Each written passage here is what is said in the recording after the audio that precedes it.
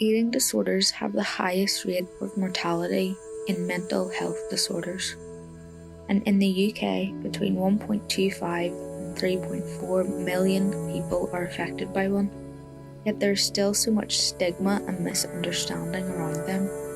We talked to two people from within the same story with two different perspectives to learn more.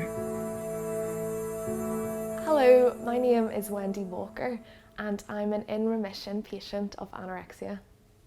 It's hard to maybe pinpoint why anorexia came into my life.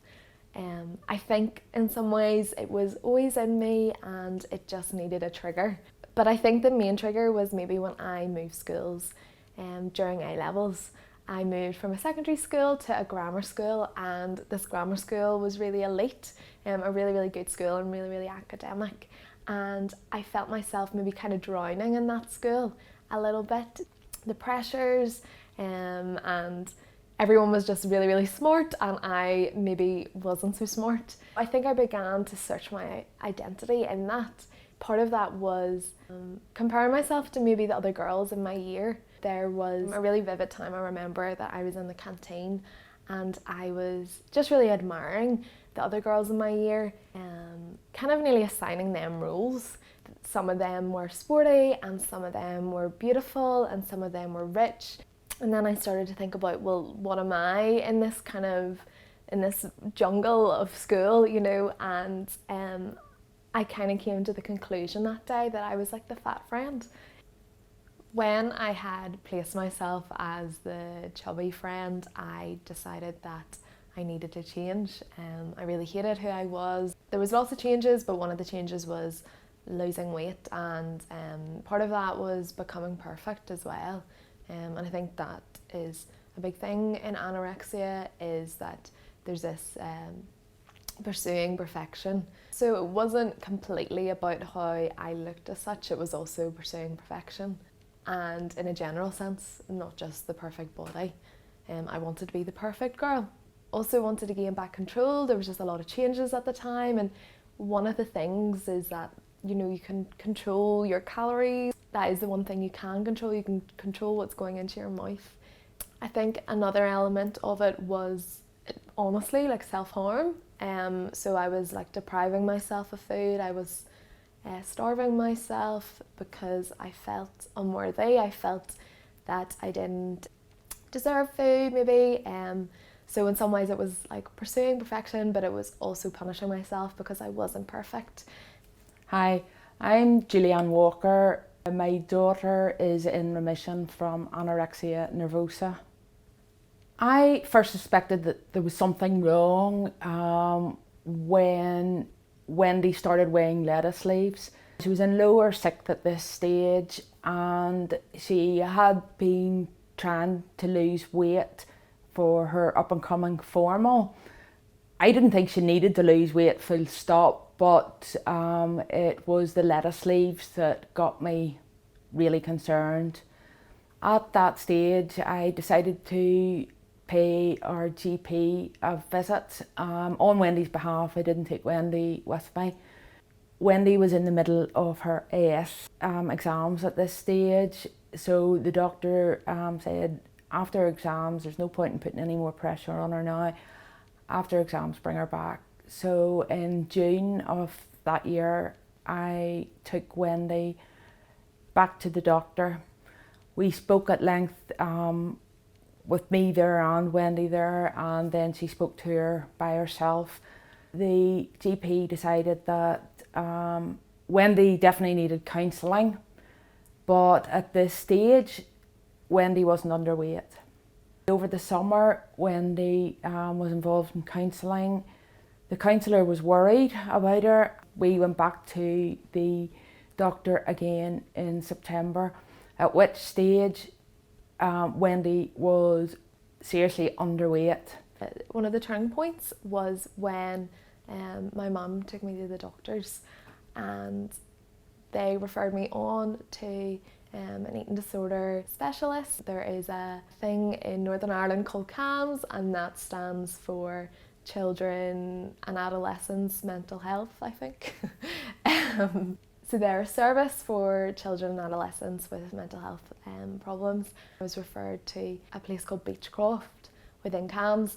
They specialised with eating disorders and took outpatients and inpatients. We waited maybe 5-6 weeks for an appointment at Beechcroft. It was good because I also had a nurse assigned to me to help me understand anorexia, which I think is very, very important. If you're not as lucky as me to get a nurse, I think research and learn as much as you can. It was kind of weird because I didn't really think that I had an eating disorder. I kind of, like, in some weird ways knew that something was wrong. I knew that I wasn't myself. I knew that I was terribly, terribly low and felt really hopeless. And I knew that my body was like shutting down. I knew physically that my hair was falling out, that I couldn't really breathe properly, that I felt really like wobbly all the time. I was so cold all the time. I had like bruises all over my body. But I don't think I really like linked the two together, and I think it just comes back to that thing where anorexia is never satisfied with how low your weight is. So I never really thought I was a low enough weight to have an eating disorder. There are telltale signs along the way that you can notice, or well, I noticed. I could actually, it was further on into the life of Anna. I could see it in her eyes. Anna is always there, but sometimes she takes over the whole of the head, and I could see it coming out in the eyes, and I knew that Anna was in full stride. People suffering from anorexia can become very deceitful and lie, but you have to remember that it's not your son or daughter that has turned into this devious person. That is the Anna that is doing all of that. Anorexia is a mental health disorder with physical side effects. So part of the recovery process was to refeed. So there was a dietitian assigned to me and a diet plan that was reviewed very, very regularly. I'm really, really strict, and part of that was getting myself back up to a healthy weight. But there was also the mental health side and trying to maybe fix my brain as well, I guess. So looking at the way I thought and my thought patterns. So at the time I didn't really know what it was, but kind of would guess it's maybe kind of CBT stuff. So yeah, there was that side. There was quite a lot of appointments. There was quite regular attendance to appointments, quite a lot of therapy and tools that were given to me. So it's not all about getting food. It's a lot more and a lot harder work maybe than that as well, than just learning how to eat again or whatever, or just eat, like, kind of thing. There's a lot of rewiring of your brain, kind of, I would say. So there is, that took a lot of years. And I think that's one of the myths that I really found I struggled with, that people thought I was okay because I was maybe at a weight again that I could function. And actually I wasn't okay. I still had a long journey to go. As a parent of somebody who suffered from anorexia, the most difficult thing about it was not being able to help them. Even though I did help by seeking the right treatment and things like that, to watch your child starving themselves, not eating, it is very, very difficult. There was an occasion I had taken Wendy to look for a formal dress, and it was a backless one. This was the first time I had seen her back since this started, because another trait of anorexia, they start wearing baggy clothes. And so she tried this dress on, it was backless, and the bones in her back, I had to stay strong. I didn't want to break down and cry there and then in the shop. The next day in work, I just burst into tears because that was the first opportunity I had.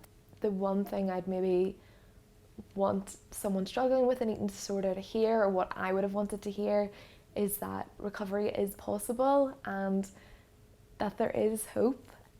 You can be in a situation where it seems so hopeless and it seems so bleak, and I think the reason why that is because I remember for a while in my mind I couldn't fathom the idea of living without anorexia, but I also couldn't fathom the idea of living with anorexia because I knew I was going to die. So I think there were maybe times where I was like, I'm just going to die of this, because it's not possible to live without anorexia. It's not possible to let go of these rules and rituals that I have around food and to start over again, I guess, and rewire my brain to think the way I used to think. But just know that it is possible, and it's possible to be free of anorexia. I didn't think I could ever be happy without her, but I am. Recovery is possible and there is hope.